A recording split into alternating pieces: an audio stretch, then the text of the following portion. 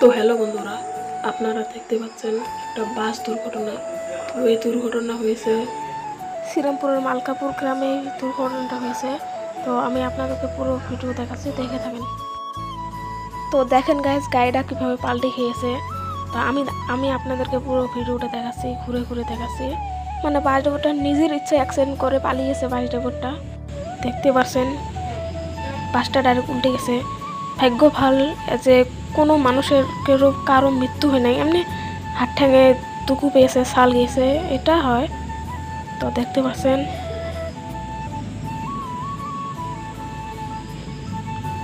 কত মানুষ নেমেছে বাসের মধ্যে, এখনও মানসি আছে। তো আমি আপনাদেরকে দেখাচ্ছি। এই যে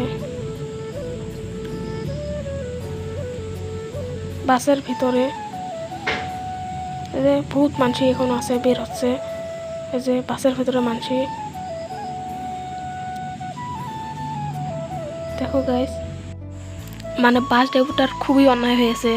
মানে নিজের চেয়ে গাড়িটা অ্যাক্সিডেন্ট করে, মানে পাল্টিক করে দিয়ে নিজের চেয়ে ভাগাইছে। মানে এরকম কেন করো ভাই?